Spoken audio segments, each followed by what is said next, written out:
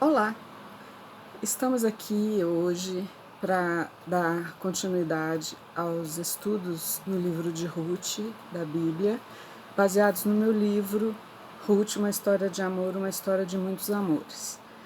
Nós chegamos ao capítulo 4 da Bíblia, é o último capítulo do livro de Ruth.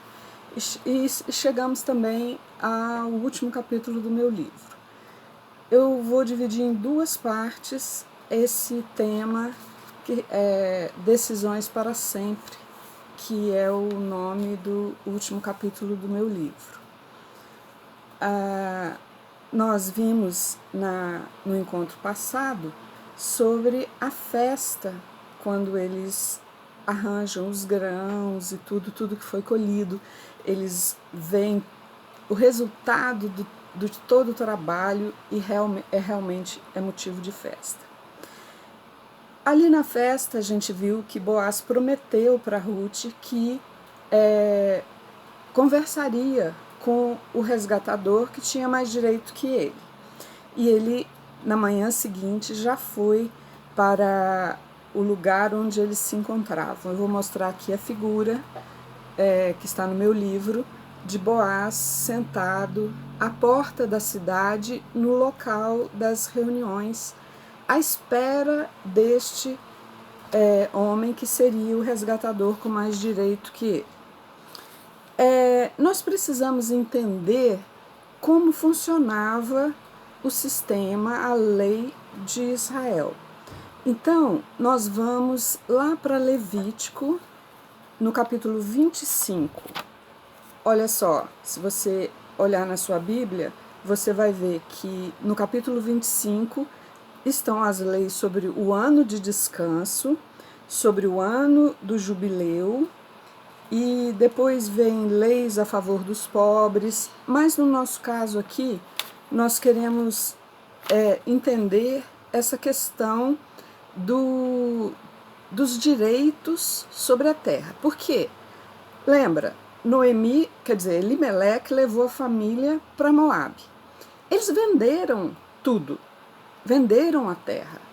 E Noemi volta depois de vários anos e ela é dona da terra? Como que funciona isso? Vamos ver, olha, nós sabemos bem sobre o descanso semanal, o 7º dia. Também existia a lei, semeia por 6 anos e no 7º ano não semeia, é o descanso da terra. Depois, nós vamos ver que em 7 períodos de 7 anos, no 50º ano, é o ano do jubileu, um ano santificado. E agora, no versículo 16, a gente entende sobre o direito da terra. Vou ler. Levítico 25, o versículo 26. Sendo muitos os anos, aumentarás o preço, e sendo poucos, abaixarás o preço, porque ele te vende o número das messes, o número das colheitas, o número da plantação e da colheita. Ele não te vende a terra. Então, por isso, Noemi volta e ela é dona da terra, porque esse número de colheitas já tinha chegado e o direito daquela pessoa que comprou já tinha terminado. Boaz então foi para a porta da cidade e ficou aguardando a passagem do resgatador. Quando então o homem apareceu, ele conversou com ele e explicou sobre a questão do levirato. Então vamos ver o versículo 2, 3 e 4 do capítulo 4 de Ruth. Olha só. Então Boaz tomou 10 homens dos anciãos da cidade e disse: assentai-vos aqui. E assentaram-se. Disse ao resgatador: esses 10 homens eram as testemunhas. Aquela parte da terra que foi de Elimeleque, nosso irmão, Noemi, que tornou da terra dos Moabitas, a tem para venda. Resolvi, pois, informar-te disso e dizer-te: compra na presença destes que estão sentados aqui, e na de meu povo, se queres resgatá-la, resgata, se não, declara-mo, para que eu saiba, pois outro não há, senão tu que a resgate, e eu, depois de ti. Respondeu ele: eu a resgatarei. Então, nesse momento, este homem, que não é citado o nome dele, está assumindo o resgate dos bens de Noemi. Só que o Boaz não para aí. Ele continua. O versículo 5. Disse, porém, Boaz: no dia em que tomares a terra da mão de Noemi, também a tomarás da mão de Rute, a moabita, já viúva, para suscitar o nome do esposo falecido sobre a herança dele. Então, se ele comprasse a terra, se ele comprasse os bens, ele também estaria assumindo ele se casaria, na verdade, com a Noemi. Porque a descendência que ele suscitasse, se Ruth tivesse um filho do resgatador, esse filho levaria o nome do Malom. Essa era a lei do levirato que a gente já viu. Então disse o resgatador: para mim não poderei resgatar, para que não prejudique a minha. Redime tu o que me cumpria resgatar, porque eu não poderei fazê-lo. Então, ele pensando na sua esposa, na sua família, ele abriu mão do resgate. Quem estava abaixo na sucessão, então, era o Boaz. Mas ele precisava desse acerto e precisava dessa palavra do resgatador que tinha mais direito que ele. E assim foi. Olha só, vamos continuar. Versículo 7. Este era outrora o costume em Israel, quanto a resgates e permutas. Então já tinha aquele lugar próprio para eles irem, e ali as testemunhas e tudo mais. O que queria confirmar qualquer negócio, tirava o calçado e dava ao seu parceiro. Assim confirmava o negócio. Então aqui, nesse momento, depois que ele disse que Boaz que tinha que resgatar, ele fez o quê? Disse, pois, o resgatador a Boaz: compra tu, e tirou o calçado. Tirar o calçado, então, significava a renúncia ao direito. O direito era dele, mas naquele momento ele tirou o calçado e falou com Boaz: resgata tu. E Boaz passou a ser, então, o resgatador por direito, já que o outro resgatador abriu mão do seu direito. Boaz, então, proclama sua conquista, o assumir de uma responsabilidade. Então eu resgatarei. E perante as testemunhas, no lugar correto, no lugar próprio para isso, ele diz, vamos ver o versículo 9 e 10.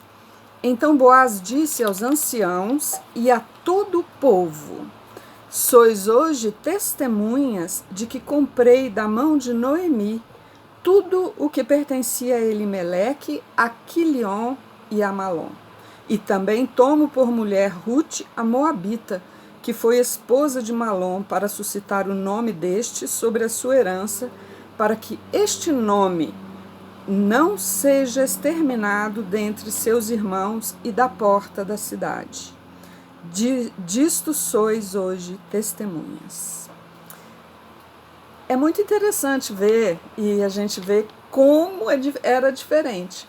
Então ali, sem a presença de Noemi, sem a presença de Ruth, ele adquiriu as terras e casou com Ruth. Isso é muito interessante. E ver que aquelas pessoas ali eram as testemunhas.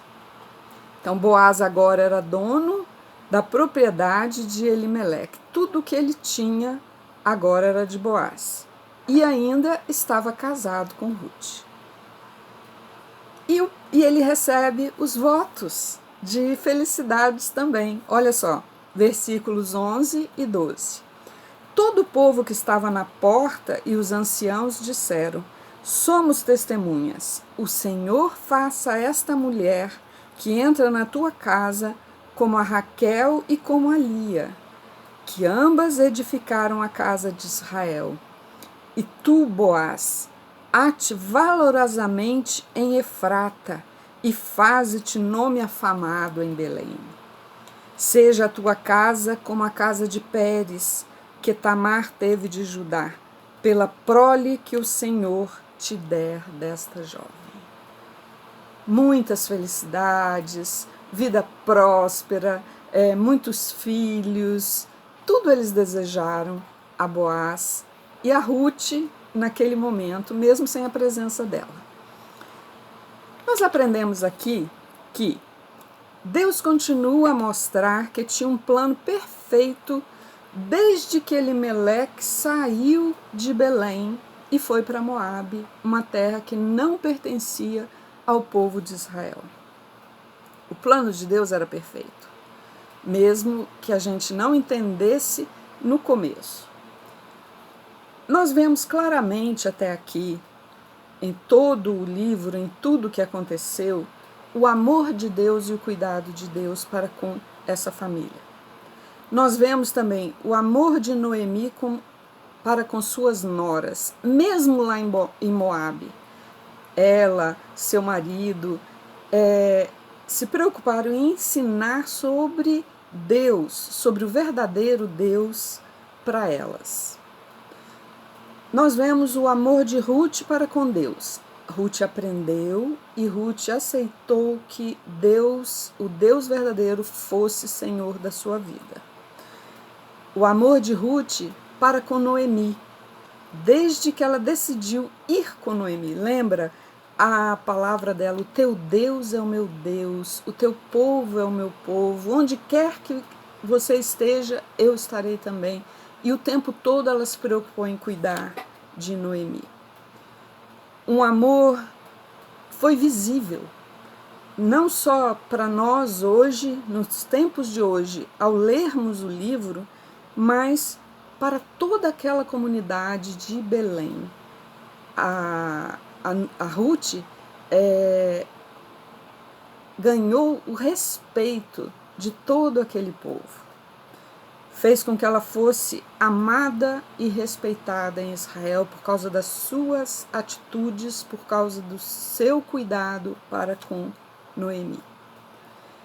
E vemos também o amor de Boaz, que não mediu esforços, desde que Ruth apareceu nos seus campos, assumiu, cuidou dela e de Noemi também, e não descansou enquanto não teve esse encontro com o outro resgatador.